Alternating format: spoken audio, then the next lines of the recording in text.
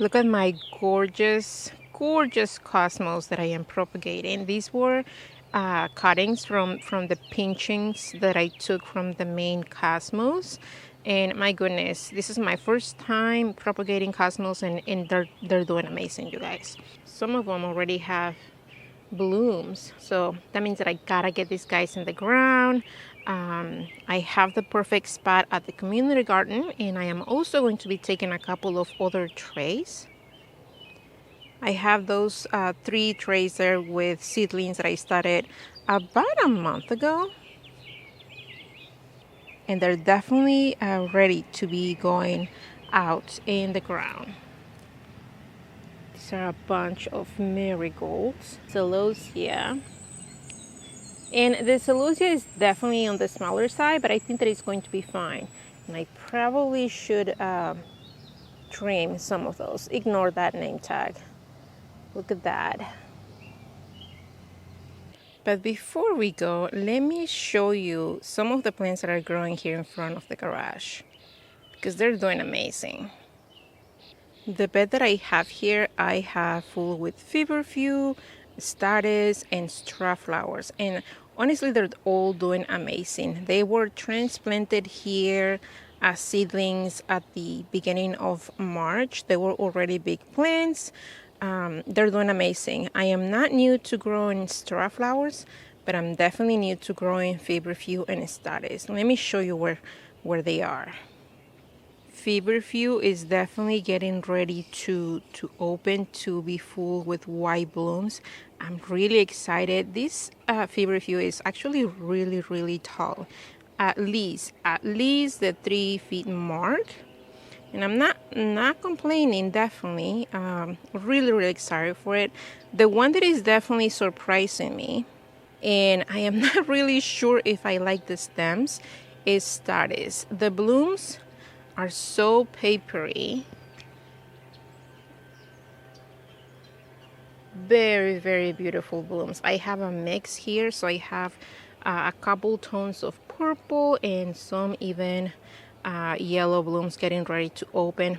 I'm really excited how this plant is growing, but the stems of the plant are definitely a little weird looking. And like I say, this is my first year growing statice, so I don't know if it's just the variety that does this, but look at the stem. It's definitely a very thick, weird looking stems. I mean, I cannot complain. The flowers by themselves are gorgeous, but they're just, different. And the straw flowers are starting to open. I did not pinch the straw flowers, so they're definitely huge. When I do make my first cut here soon, I'm going to be taking these guys down all the way so they can start branching and pushing more blooms. But overall, very happy with everything growing here. Look at that. And over there, I have my first dahlias, you guys. This bed over here is full with dahlias. I pinch most of these dahlias except for 2. And they are the ones that I got from Onyx, I believe. I got a bunch of those tubers. Those are Sweet Suzanne. And my goodness, that bloom is gorgeous. Look at that. Look at that. It is a beauty.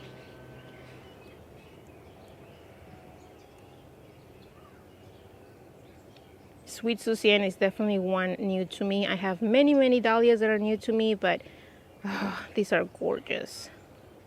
So overall, things are doing great. I'm very happy how the plants that I started early in the springs are growing. So far, things are looking good. These are the 2 rows that I have at the community garden. They are doing really well. I do have to say I am so So glad that I'm using the landscape fabric because the weeds are definitely they're definitely wild, very, very wild. I'm going to be planting all of the seedlings that I have here, but let me show you really quick some of the things that I have. All the very, very small tiny things coming up are zinnias. I have definitely quite a few zinnias, and these over here are things that I planted earlier, and I have a bunch of dahlias that I started from seed. I'm excited to see how they develop, how they do, how they bloom. You never know with dahlias that you start from seed what you're going to get. Right here I have my cosmos. These are the original cosmos that I am propagating from. And when I pinch these guys, that's when I started those new plants. And those are the ones that I am going to be planting today. But these guys right here, these are about a little bit over a foot tall. So very, very healthy plants. Right next to them I have my mahogany splendor hibiscus. I have a lot of plants. I have them really close together. Somebody told me they're gonna grow really, really huge. This is my first year with them. We'll see how they do. And right next to them I have a bunch of Verbena bonariensis that I started from seed this year and that I also propagated. This year has been definitely really, really good for Verbena bonariensis. Look at these guys. I have Sweet Annie right over here. Sweet Annie, when I planted it here, it was definitely struggling. But as you can tell, the plants are doing great. They're doing amazing. And towards the end, I have a bunch of sunflowers. And I do have to say that it has been a little bit cold for the past few weeks here in central Indiana. So the plants that normally are out, you know, in May, they're definitely struggle a little bit. And on the other row, I have a total of 20 tomatoes.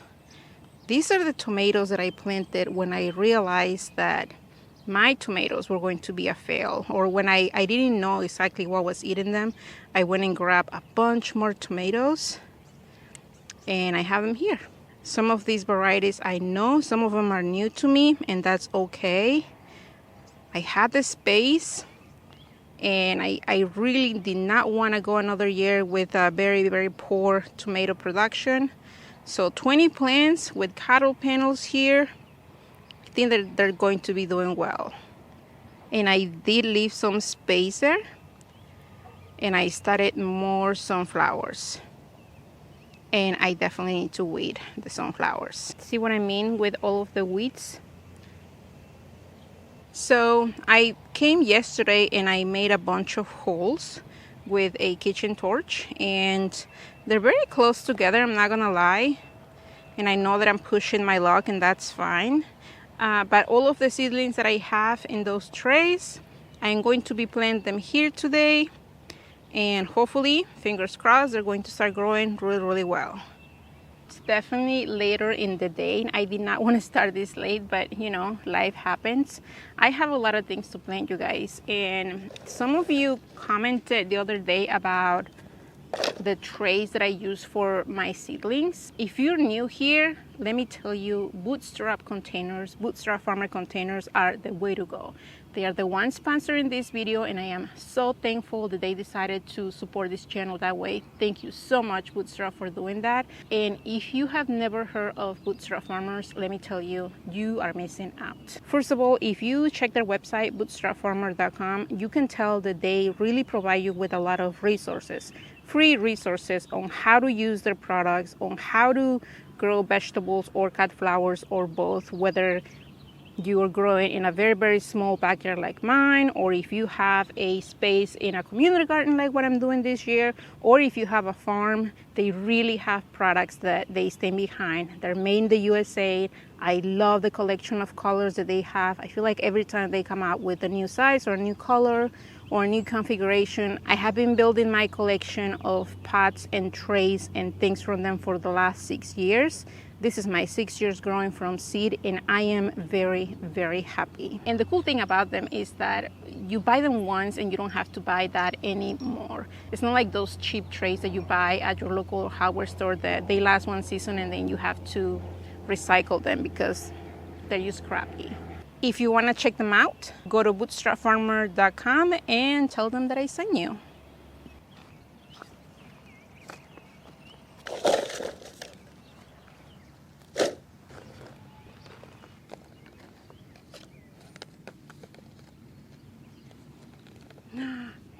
This one doesn't have any roots. I'm gonna plant it anyway.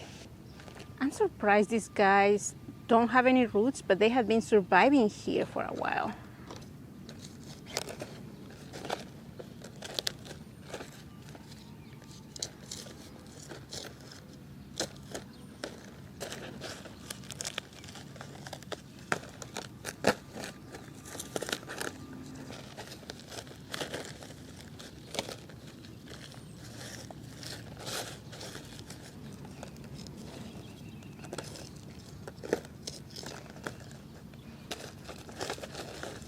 Alright, so I am done planting all of the celosia and the marigolds and the cosmos on this road. I still have a good chunk left here. I think I am going to be adding a little bit more of the marigolds. I am going to be adding some of the off-white marigolds. I gave them a little bit of water because it is hot outside. I water everything else. I'm so excited to show you how everything develops here. If you notice on the next row, I have some of that Hortonova netting. It's holding really well. I am honestly, this stuff is just winning me because how easy it is. It doesn't stretch. I mean, if you stretch it one way, it stays that way. I feel like as long as the T-posts are nice and strong, it doesn't really move everywhere. And I was going to add another set here, one layer of that Hortonova netting, but I think I am going to wait until every single spot here is full, so that way I'm not fighting the netting later on. That's it for this video, you guys. If you have any questions, let me know below. I am so excited about these 2 rows at the community garden. I am very, very hopeful that everything is going to be really, really flourishing and healthy and strong here in a couple of months probably.